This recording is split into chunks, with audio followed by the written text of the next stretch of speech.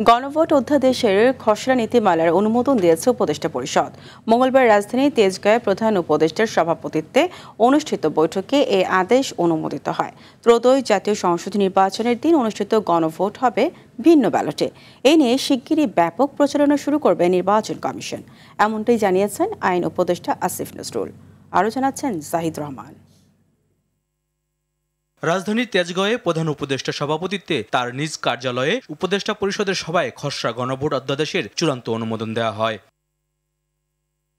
এ নিয়ে foreign service একাডেমিতে সংবাদ সম্মেলনে আইন উপদেষ্টা জানান, জাতীয় সংসদ নির্বাচনের ব্যালট সাদা হলেও গণভোটের কাগজ হবে রঙিন। জুলাই সনদ বাস্তবায়নে ইতিমধ্যে সব রাজনৈতিক দল যে ৩০টি প্রস্তাবে সম্মতি দিয়েছে, তার ভিত্তিতে 4টি প্রশ্নের জবাবে এক কথায় হা না ভোট দিতে হবে বলে জানান আইন উপদেষ্টা। আমি বলতে পারি যে কোনো রাজনৈতিক দলের জন্যই খুব অসহনীয় কোনো কিছু এখানে রাখা হয়নি। ধরুন কোনো একটা দলকে যখন ভোট দেন বা প্রার্থীকে যখন ভোট দেন, ওনার কি সব কিছু পছন্দ করেন?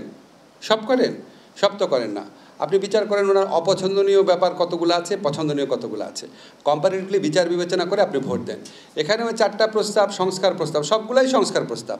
তো 4টা প্রস্তাব বিবেচনা করে আপনার যদি মনে হয় আপনি অধিকতর সম্মত, তাহলে হা দিবেন, আর যদি অধিকতর অসম্মত তাহলে না দিবেন। পোস্টাল ব্যালটে ভোট এবং একই দিনে গণভোট সরকারের জন্য বড় চ্যালেঞ্জ বলেও মন্তব্য করেন আসিফ নজরুল। গণভোটের ব্যালটটা হবে ভিন্ন কালারের, যাতে কেউ কনফিউজ না হয়। ব্যাপক প্রচারণা আগামী 2-3 দিনের মধ্যে শুরু হবে। নির্বাচন কমিশন ব্যাপক প্রস্তুতি নিয়েছে, আমি জানি। এই প্রচারণার জন্য আমাদের সরকারের পক্ষ থেকে আমাদের সংস্কৃতি উপদেষ্টা মোস্তফা সরোয়ার ফারুকী আছেন, অন্যান্য যারা কনসার্ন আছেন, তারা মিলে ব্যাপকভাবে করবেন। তথ্য মন্ত্রণালয় করবে, আমাদের এই যে আমাদের শফিক সাহেব আছে, প্রধান উপদেষ্টার যে প্রেস টিম আছে, সবাই মিলে করব। আমরা প্রত্যেকটা মানুষ যেন এটা বুঝতে পারে, এই মাত্রায় প্রচারণা করব। আমরা এই ব্যাপারে দৃঢ় প্রতিজ্ঞ।